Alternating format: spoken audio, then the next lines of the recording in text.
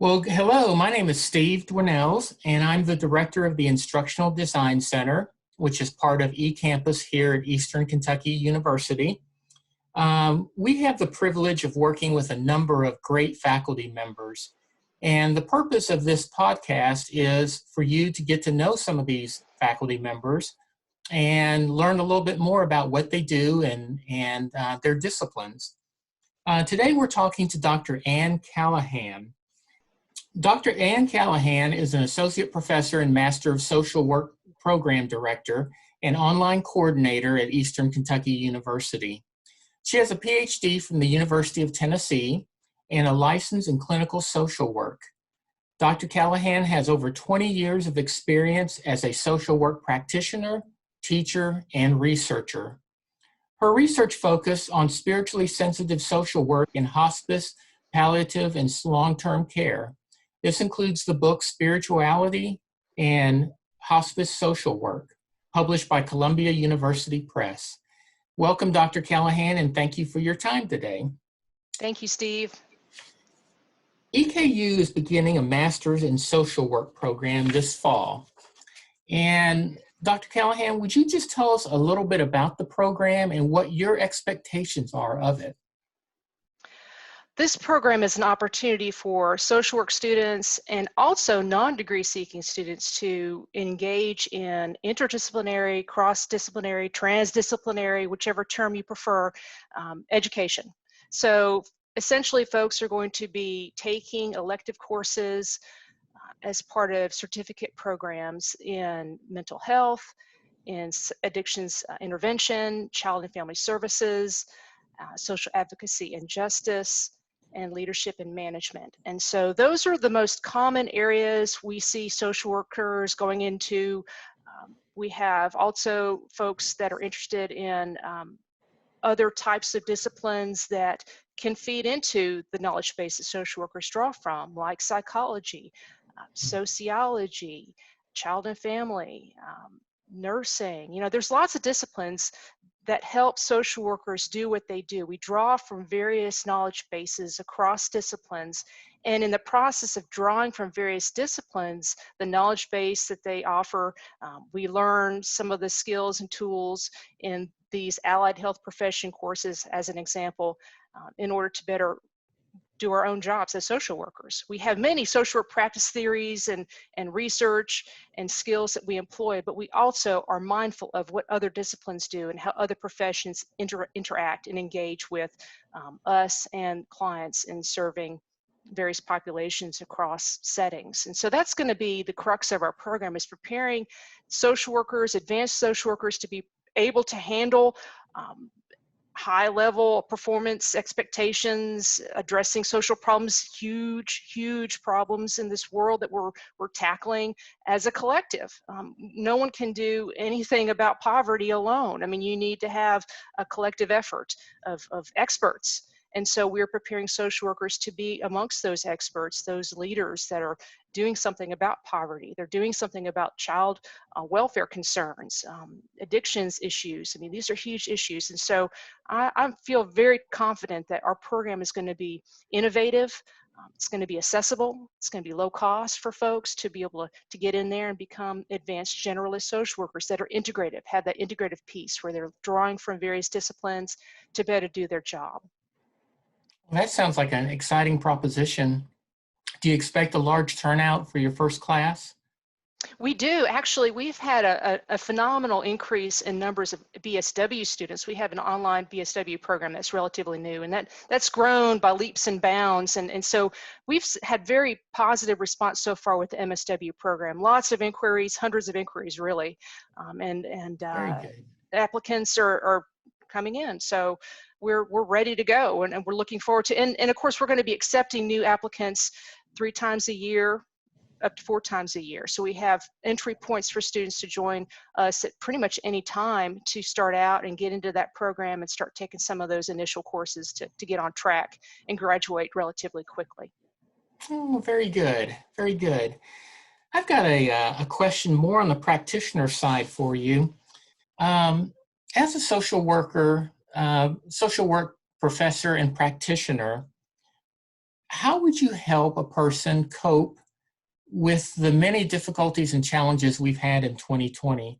I mean, we've had a worldwide pandemic, we've had a significant economic downturn, we've had senseless killings, we've had mass protests that have turned into riots and looting.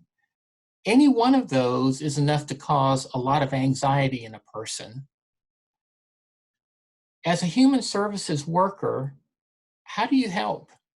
What does a social worker do that could help? That is a huge question. I mean, it really depends on the setting within which we're working. So most of my experience has primarily been in mental health. And so obviously during times of civil unrest, um, there's going to be a lot of anxiety. There's going to be potential depression. I mean, there's symptoms of depression, and then there's clinical depression, two different things. Mhm. Anxiety, symptoms of anxiety, nervousness, and then anxiety disorder, panic disorder, agoraphobia. I mean, they're clinical symptoms that warrant professional help. But the everyday person can experience symptoms or feelings of anxiety or feelings of depression, and that's natural. I mean, some of this is tumultuous to go through, real time. I mean, we're not talking history books, reading stories of the past. We're in it. We're creating history, and it's an amazing thing to be a part of this time. All the changes that we're going through, I think it's transformative for our society. It can be in a positive direction.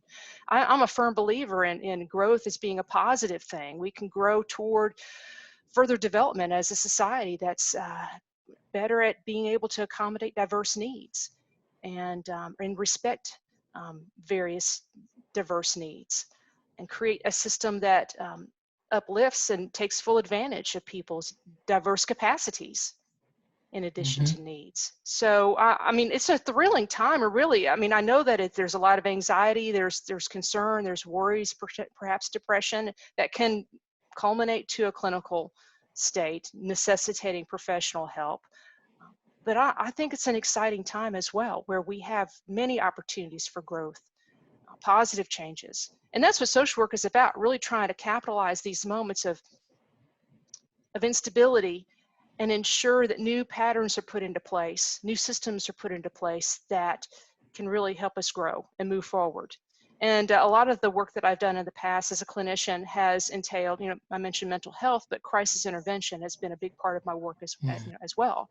So crisis intervention, this is the essence of a crisis, being able, slightly unstable, but being able to capitalize on those moments of instability and embrace change. Because usually in moments of instability and periods of instability, we're the most malleable. We're uncomfortable. We want to get rid of this pain. We want to get rid. No one wants to be uncomfortable, and change entails discomfort. That's why we create, and that's why we change. That we need to have some degree of discomfort or some vision for something better or something more or something different that propels us into that next step. And we don't really change necessarily when we're in a comfortable state. So I think this can be a therapeutic change for individuals finding, I don't know, for a larger society. That's the thing about social work. We intervene on a micro level, mental health care is an example, individual level, and a meso level on a group level. So you have group interventions for social workers that could be coping skills groups that have moved onto a virtual platform. Clinical social work has moved on to a telehealth platform on a micro level, working individual counseling. You're seeing a lot more telehealth these days, group work, using Zoom technology. So, the nature of humans is to survive, so we figure out new ways to be able to get our needs met. And social workers are part of that process, facilitating that process. On a larger systemic level, we're going to need some policies, some policy changes. And social workers have been a part of that process and conversing with, legislators. They've been collecting up signatures for petitions. We've been, expert testimony in witnesses in state legislatures and federal level and court cases. Many more to come, most likely. But we provide lots of direct feedback for policies that are working and policies that aren't working. We provide direct feedback to legislators and lawmakers and judges and other people in authority. Sometimes social workers are those people in authority. They move on up into being elected into positions of authority. And so we're providing that feedback of what we're seeing out on the front lines. It's really an important role. So on you know, on three different levels, you're asking what can we do? I guess it kind of staggered, moved a little bit away from your original question about you know, how do we respond? What can we do as social workers to help in that response? It's really about growth and about forward movement and survival. And social workers help people in times like this identify opportunities that can lead to really ultimately the fullness of life, which is what we all want. We just want happiness, we want well-being, and it takes more work for some folks than others, depending on pre-existing conditions, depending on our circumstances. Some of those circumstances are things we have to change internally, but some of those changes entail working with larger groups of people, maybe within a family or a larger community context. So that's where we are, and social workers are, you know, hopefully right there with everyday people, helping them through this. Well, you know, it's interesting because as I've thought about these incidences that have happened, the pandemic and the economic situation, I never thought of those things as good things. But your point about how change is necessary at times, that this is how it would happen. It's a very good point. It's a very good point, one that I would have never thought of. I'm the person that's been in the house for 4 months and don't get out, and a little afraid to get out because of what's out there. But in fact, it seems like I think you're right that overall there needs to be changes, and this is a way for those changes to occur. Well, we're finding out what's working with our healthcare system in terms of our, you know, some of the policies we have. We're finding out, I mean, I guess one of the things I've been most interested in is technology. And, you know, which is one reason why I'm so passionate about online education with the master's program. And I've been thrilled to be a part of that in creating access to opportunities online for education. But with this pandemic, we have had opportunities to explore the limits of our current system for folks that have disabilities, in providing them access and allowing access to education, reading material, I mean, anything, what, you know, healthcare, I mean, whatever you can access face-to-face is something that we have to convert to an online environment. And I think that allows people a direct experience of what it's like to have a disability. Not being able to leave your home because of a pandemic somewhat parallels the challenges people may face with a disability or even geographically, as a, you know, as an example of some type of a structural limitation to your ability to get out and fulfill your dreams. And so at least with the MSW program, creating access through a virtual portal, kind of like with access to telemed, access to mental health care, all these opportunities are accelerated. Access to these opportunities are accelerated because we have this new awareness of this pandemic that is limiting our freedom to move about. But there are many people that they've always had challenges in being able to move around freely, without question, without having difficulties because of the environment's has been disabling, really, or because of geographic isolation or distance and lack of access to opportunities nearby. So I really appreciate I don't want to have this pandemic. I don't want the death, the fear, the anxiety, the life-changing events that are occurring with it. But I do appreciate the experience of increased empathy and the insights that we're gaining in this experience of recognizing what life is like when you have physical limitations, as one example, or other types of limitations, to being able to achieve your dreams and get out there and get what you want. Like I used to take for granted. Oh, I'm gonna run to the store. I'm gonna go pick up a dessert. Let's go out to eat. You know, let's go get my hair cut. I mean, how many, we just don't, now we take these things, we don't take them for granted. I mean, I used to take these things for granted, but so in a way, thankfully, we're helping, this is helping us gain a sense of sensitivity too, increased sensitivity to the limitations that come with any kind of limitation due to other factors, whether it's a health issue that keeps us home, or it's a geographic distance that limits our access to things. Or it could be, it could be lots of other types of barriers that we have in our society based on race, gender, sexual orientation. And those are the types of those are the challenges. Those are the types of barriers, systemic barriers that that we address as social workers. It's inherent to a person, but the negative aspects of diversity that are the consequences of a society that's not accepting. Those are the things that we tackle head on as social workers. So it's times like this make us gain that sense of sensitivity to being a diverse person, facing those types of limitations. Very good, very good. How would, on a micro level, as a practitioner, what would you do to help someone who simply, lack of a better term, just can't take it anymore? They're at their wits' end as far as being in the house, being afraid to go out, can't go to the grocery store because they may get the COVID-19 virus.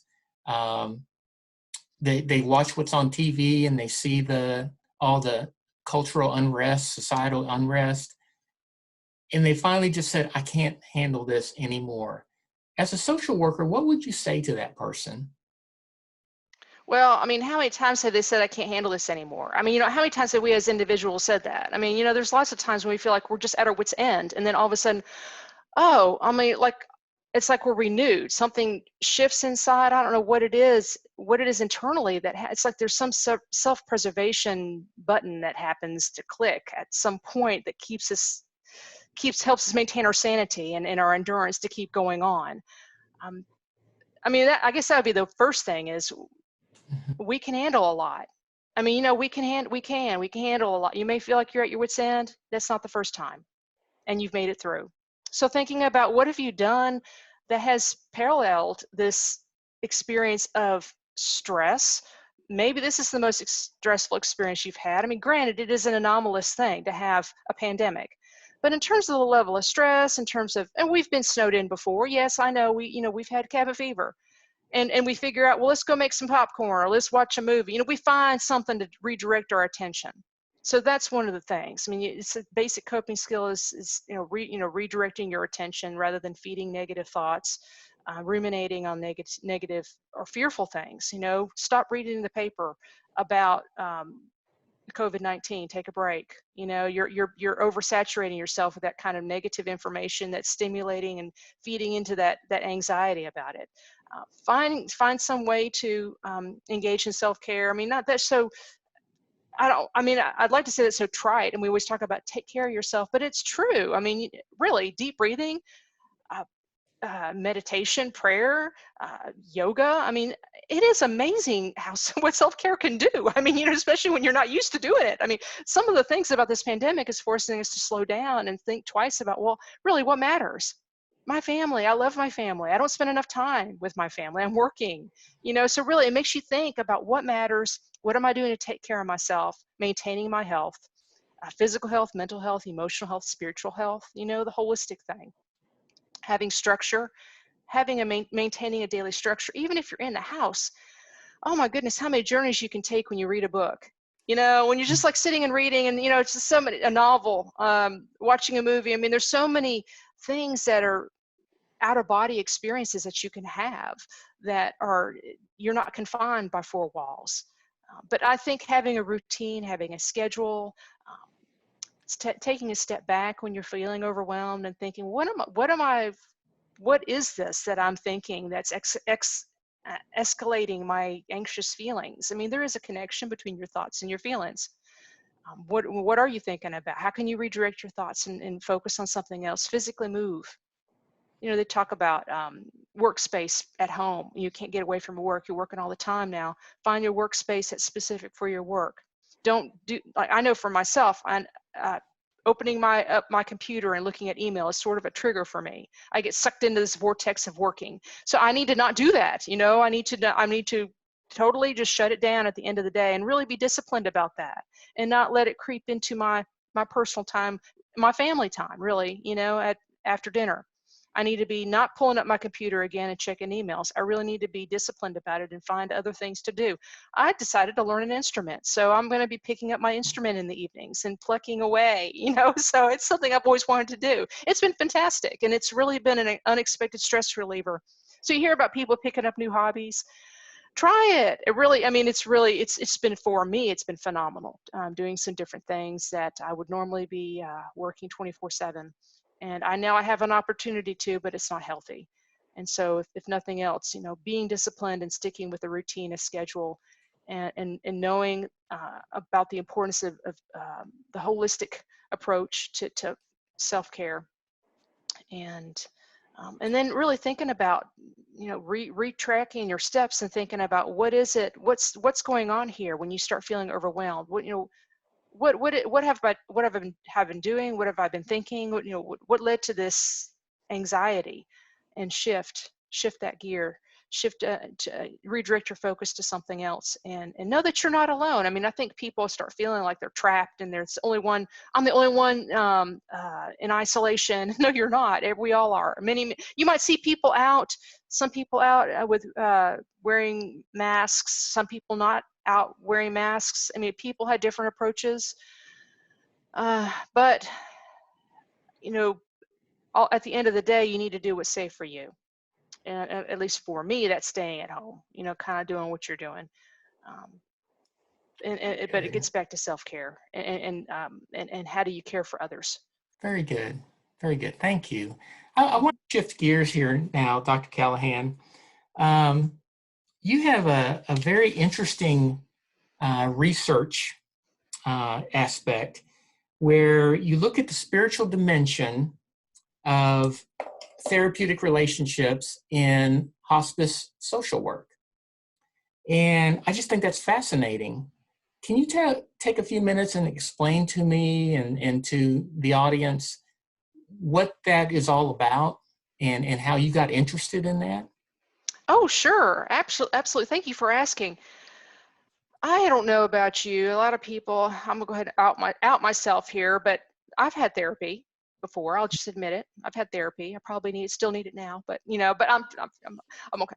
But yes, I've had therapy before, and in the past, when I've gone to this therapist, I really needed someone to talk with that understood me as a person from a spiritual standpoint. I'm a very spiritual person and religious person, by the way. But I needed someone that would understand that, and someone that I could talk with about those types of things. And she understood the language that I would use.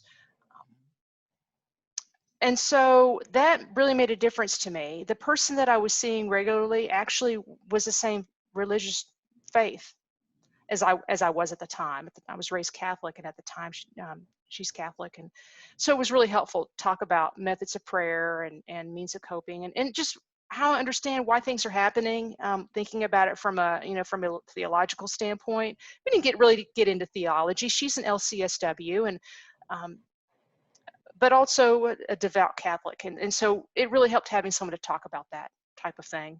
And again, it wasn't always necessarily theological conversation. Obviously, I have a priest that I could go to and have those kinds of conversations with, get into those details. But really, it was just like, I don't know, just a safe place really for me to talk about those kinds of things, those kinds of questions, and why would God do this to me? Or not that God would do, just kind of process with that, about those kinds of things. And so that made me think about what would happen to me what would have happened if I hadn't had that person that I could talk with about those kinds of things, that would understand me from that standpoint, a safe person. And so that got me interested in it. It really made me think about, because when I was going to graduate school, spirituality, religion, it really was sort of a taboo topic when it came to social work. It was very, social work has gotten to, it's very scientific, it's very much evidence-based. And religion and spirituality was not really part of that paradigm. I mean, it was more of a um, mystical. Religion and spirituality is kind of like the opposite in a way of being positivistic, which is positivistic is more of the typical quantitative research approach to data and data and collection and data analysis to evaluate efficacy of interventions. And so mystical, intuitive feelings, spiritual insights and inspiration, that really didn't factor into kind of like a scientific quantitative perspective. And so I can understand there being some hesitation to move in that direction within the social work field. But I have really, I know for myself, that's been a big part of what I have needed, someone that would understand that part of me. And I know nursing literature, there's been a lot of research in nursing literature talking about how spirituality has been part of the holistic approach to healthcare, especially in hospice. Cicely Saunders is the founder of the modern day hospice movement. Florence Nightingale is the founder of nursing. Both were very religious or spiritual, at least. I know that Florence Nightingale felt called by God to be a nurse. Cicely Saunders really believed in spiritual pain as being an element of the dying process. And so really I've looked to nursing leaders as more of, in terms of mentorship in this area. And then of course, Edward Kanda in social work, he had written a book several decades now ago, Kanda and Furman, Spiritual Diversity, where he talks about spirituality and how do we create a spiritually sensitive environment. In a workplace, what goes into a spiritually sensitive environment? Well, I would say in a hospice environment, that would mean a place where people can pray, or a chaplain present, an official that would be able to help you, or at least somebody sensitive like a social worker who knows that that individual cares about spirituality and would need some type of a spiritual leader in the community to come visit them, to help them make sense out of what's going on. And if they do have those questions about what does my life mean now that I have this terminal illness or life-limiting illness, or how could God do this to me, or should I, does suffering mean that I'm a better person because I can endure the suffering that God has given me to endure? Or these are, I'm not saying this is like what you should believe. I'm saying these might be some of the things that people are asking, but they would need someone to talk with about, to process through, and someone that's comfortable. And I know that when I first got my degree and my master's degree in social work, I wasn't really comfortable talking about those things because, again, when I was going to school back in the 90s, that was not really something we learned a whole lot about. Now, the book Kanda and Firma wrote about spiritual diversity, that one was, I think the first edition was published in the 90s, perhaps later in the 90s, like 98. So, I mean, it's still relatively new in social work. How do we address spirituality?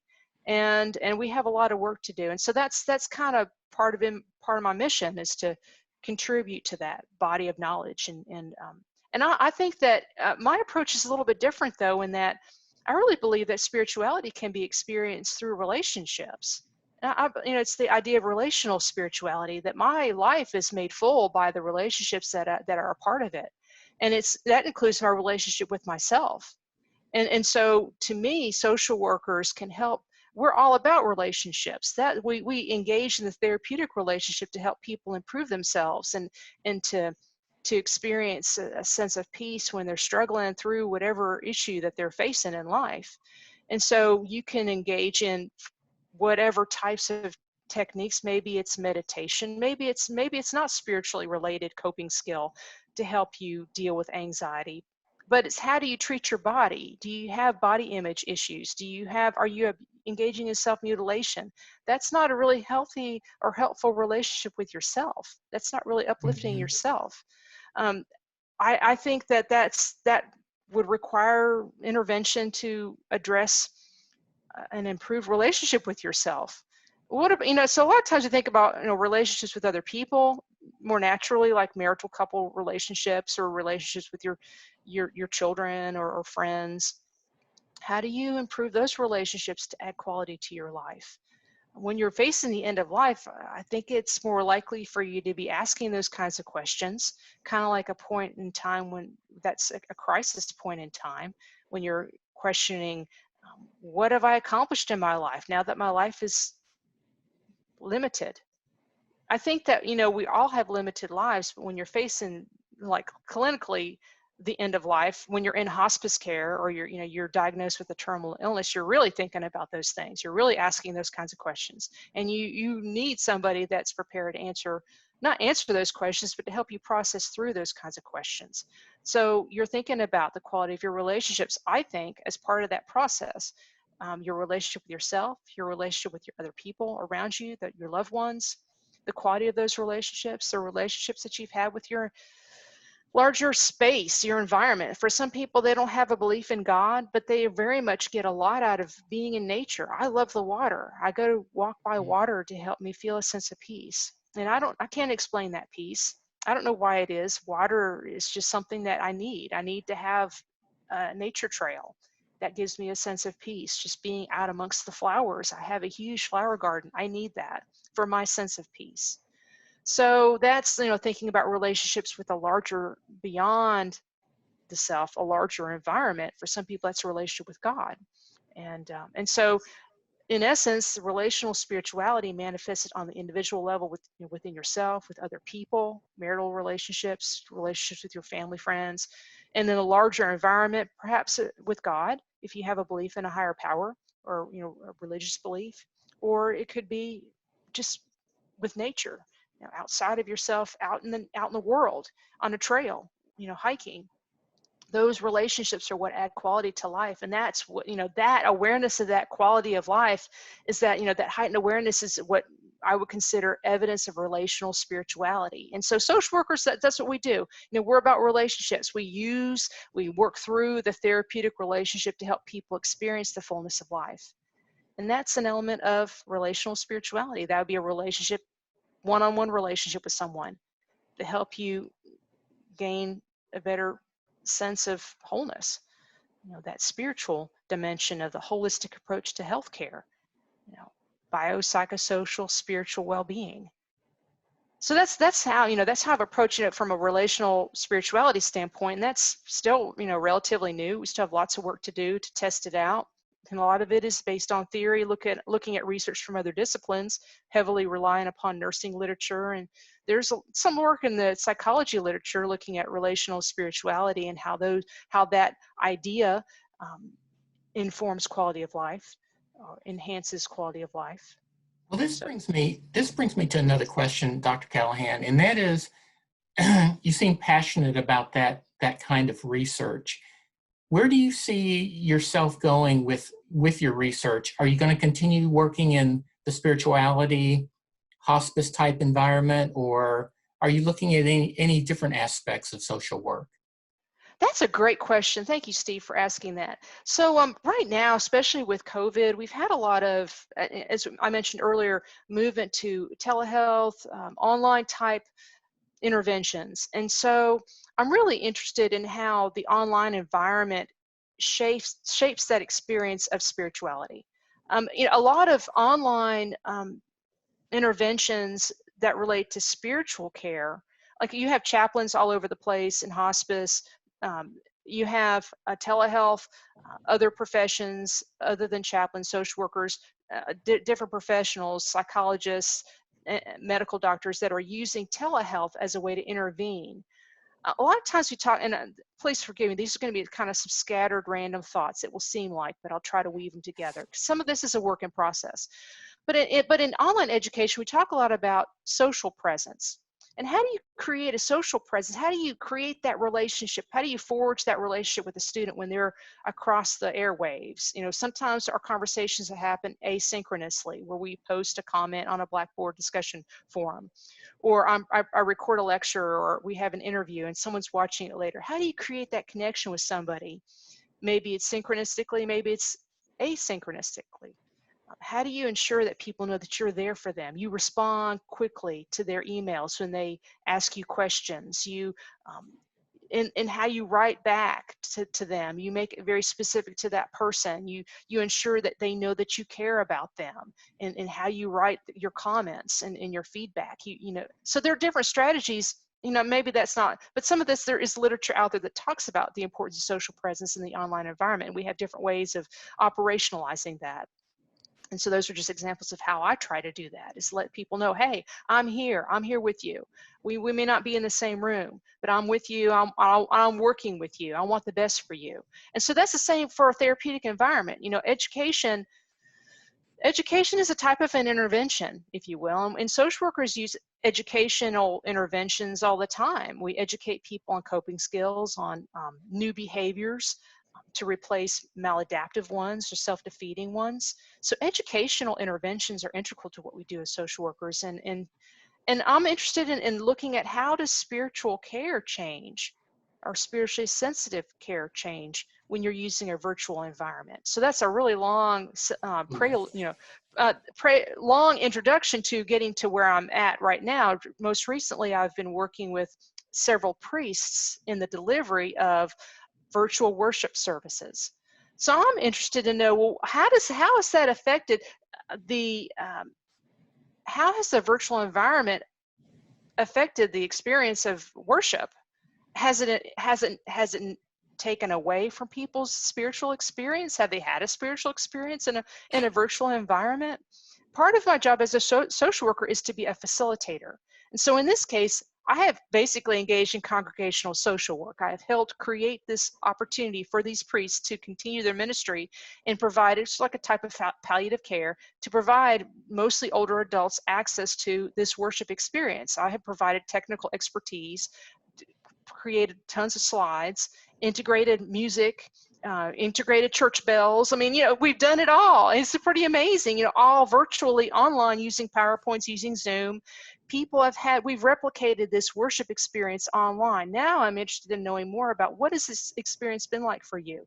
Why have you gone to now people have most recently had the chance to move to an in-person opportunity rather than just sticking with the virtual worship experience. So now I'm just really interested, you know, what is it that got you into using the virtual service? Why haven't you used a virtual service?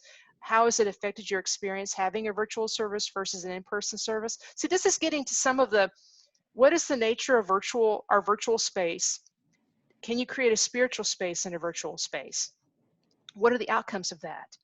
And so that's, looking at the literature very quickly, looking at the COVID literature in terms of spiritual care, we're going to have to do more outcomes research and looking at the impact of these interventions that are online, you know, the virtual interventions. We try to do that in terms of virtual education. We need to do more of that in terms of virtual therapeutic intervention, and educational intervention is a part of that. So, some of those components that I mentioned earlier about social presence in an online educational environment, I think that transfers into some of these other types of environments. Social presence of the priest, of the spiritual caregiver, I think that would have an impact on perceived quality of the spiritual experience of an intervention. I mean, I don't know. These are all research questions, but these are questions that I'm interested in looking at, and those are going to be some of my next steps. Kind of processing through, working as a collaborative with these priests, other people in this congregation. It's definitely been a multidisciplinary approach. So really processing through, thinking about how we've worked together to provide this intervention, if you will, and then looking at the outcomes of it. Very good, very good. Let me recommend to you Dr. Callahan's book, Spirituality and Hospice Social Work. Just on a personal note, we had hospice experience with my mother about a year before the book came out. So this was I was still dealing with some of the hospice type issues. And this book was fascinating. So let me encourage you to get a chance to read it, if you would. And Dr. Callahan, I look forward to your next book, whenever that comes out. And I just appreciate your time today. And thank you for all your work and for your research. And thank you for what you do with EKU. Thank you. Appreciate it.